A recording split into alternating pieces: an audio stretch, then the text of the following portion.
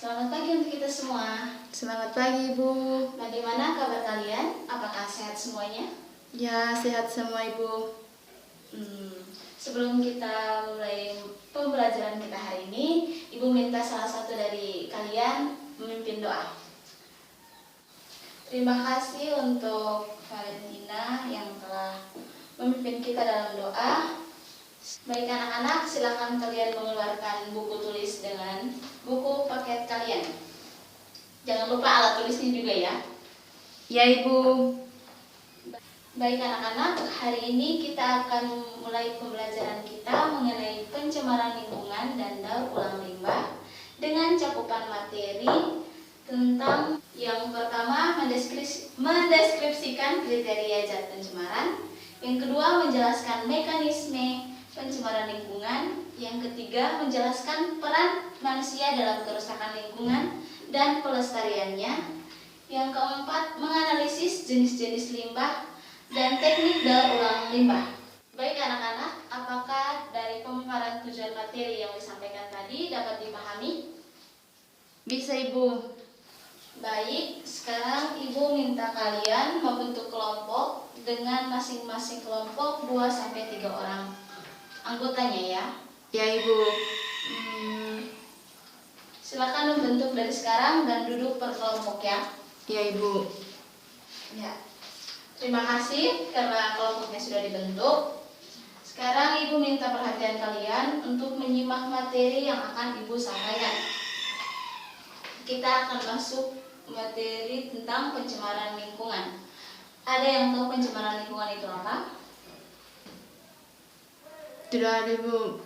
Kalau tidak ada ya baik, Ibu akan jelaskan. Pencemaran lingkungan sendiri ialah masuknya zat atau energi lain ke dalam air, udara, tanah, atau dapat diartikan sebagai adanya perubahan suatu kondisi komposisi pada media yang tercemar yang disebabkan oleh beberapa faktor seperti proses alam, manusia, dan lainnya. Baik, yang berikut macam-macam pencemaran. Ada yang tahu pencemaran apa saja? Pencemaran air, pencemaran udara, pencemaran suara. Itu saja, Ibu. Ya, benar sekali. Pencemaran air,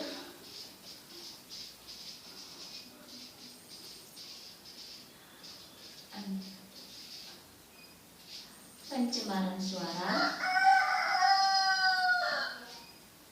pencemaran udara, dan pencemaran tanah. Baik anak-anak, kita menyimak bersama yang pertama tentang pencemaran air. Pencemaran air sendiri ialah air dalam kondisi di atas batas normal.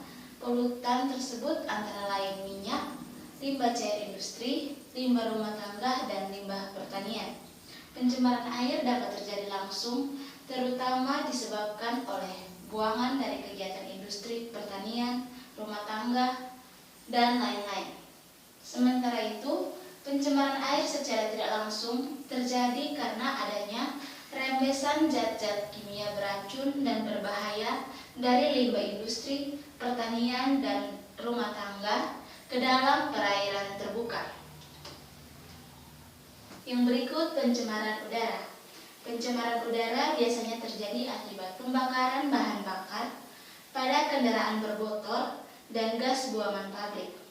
Beberapa jenis polutan yang sering mencemari udara antara lain asap yang tersusun atas partikel-partikel kecil karbon dan tar yang berasal dari pembakaran batu bara di pusat-pusat pembangkit tenaga listrik. Partikulat atau gas buangan kendaraan bermotor, sulfur dioksida dan oksida nitrogen. Yang berikut pencemaran tanah. Pencemaran tanah sering kita temukan adalah sampah. Sampah merupakan salah satu penyebab tanah bisa tercemar. Selain itu, pencemaran tanah bisa disebabkan oleh kebocoran limbah cair dari industri serta tumpukan minyak, zat kimia,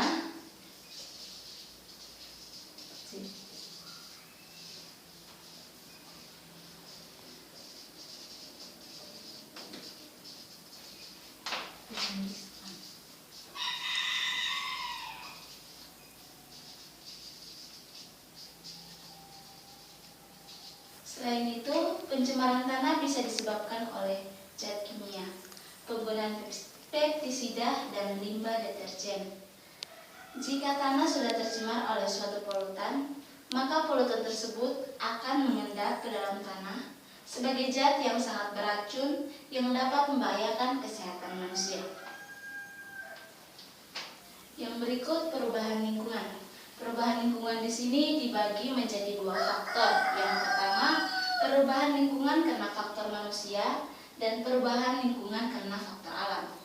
Perubahan lingkungan karena faktor manusia itu contohnya seperti penebangan hutan, penebangan liar, dan pembangunan perumahan. Sedangkan perubahan lingkungan karena faktor alam dapat diketahui dapat mengubah lingkungan antara lain bencana alam seperti gunung meletus, gempa bumi, gelombang tsunami, tanah longsor, banjir, ataupun kebakaran hutan. Yang berikut upaya manusia dalam mengatasi masalah lingkungan. Upaya di sini ada 3 upaya, yaitu secara administratif, teknologi, dan edukatif. Yang pertama secara administratif. Secara administratif ini ialah dilakukan oleh pemerintah dengan cara mengeluarkan kebijakan-kebijakan dalam bentuk undang-undang yang mengatur peraturan untuk mencegah pencemaran lingkungan secara eksploitasi sumber daya alam secara berlebihan. Yang kedua, secara teknologi. Mengadakan unit pengolahan limbah, terutama limbah cair industri, sebelum dibuang ke lingkungan. Tujuannya untuk pengolahan modern, mengubah air yang kaya akan bahan-bahan organik dan ion-ion amonium menjadi air bersih. Secara edukatif, penanggulangan secara edukatif ini dilakukan melalui berbagai kegiatan penyuluhan dan kampanye mengenai pentingnya lingkungan bersih, indah, sehat, dan lestari. Baik anak-anak, apakah materi yang disampaikan dapat dipahami? Sudah Ibu, bisa. Jika sudah dipahami, Ibu akan memberikan kalian lembar kerja untuk didiskusikan per kelompok.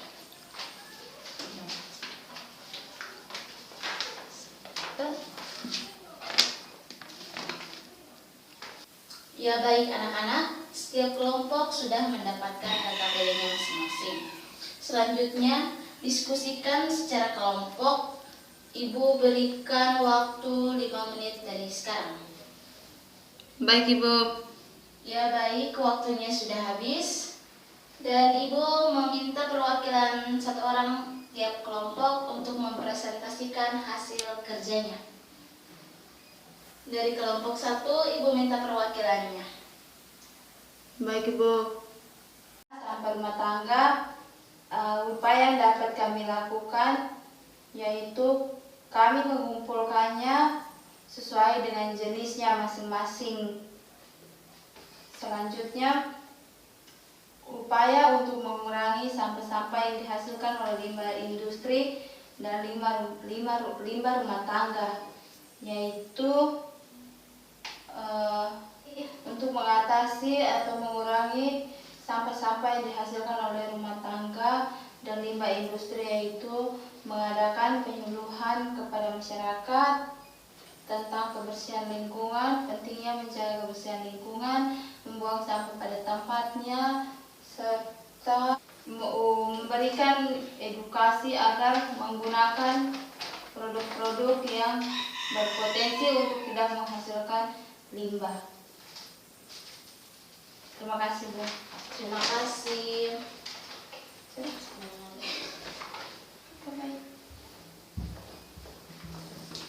Baik, terima kasih untuk perwakilan yang sudah menyampaikan pendapatnya. Apakah jawaban dari kelompok lain kurang lebih sama dengan pendapat teman sebelumnya? Ya Ibu. Kalau sama dengan teman sebelumnya, Ibu akan mengambil kesimpulan tentang materi kita hari ini. Kesimpulannya yaitu pencemaran lingkungan adalah masuknya zat atau energi lain ke dalam air, udara, dan tanah, atau dapat diartikan sebagai adanya perubahan suatu kondisi, komposisi pada media yang tercemar oleh beberapa faktor seperti proses alam, manusia, dan lainnya. Macam-macam pencemaran yaitu pencemaran air yang diakibatkan oleh polutan antara lain minyak, limbah cair industri, limbah rumah tangga, dan limbah perairan. Pencemaran udara, contohnya pembakaran bahan bakar pada kendaraan bermotor dan gas buangan pabrik. Yang ketiga, pencemaran tanah. Contohnya itu sampah, sampah rumah tangga, dan sampah industri. Upaya manusia dalam mengatasi masalah lingkungan secara administratif dilakukan oleh pemerintah dengan cara mengeluarkan kebijakan-kebijakan dalam bentuk undang-undang dan peraturan-peraturan. Secara teknologi, mengadakan unit pengolahan limbah, terutama limbah cair industri, sebelum dibuang ke lingkungan. Tujuannya untuk mengubah air yang kaya akan bahan-bahan organik dan ion-ion amonium diubah menjadi air lebih bersih. Secara edukatif, penanggulangan secara edukatif dilakukan melalui berbagai kegiatan penyuluhan masyarakat dan kampanye mengenai pentingnya lingkungan bersih, indah, sehat, dan lestari. Baik anak-anak, untuk menambah pemahaman kalian pada materi hari ini, Ibu memberikan tugas pada kalian pada buku panduan halaman 458 bagian 3 ya. Iya Ibu. Dan dikumpulkan minggu depan. Baik Ibu. Sekian pembelajaran kita hari ini. Sebelum kita pulang, Ibu minta salah satu siswa untuk memimpin kita dalam doa.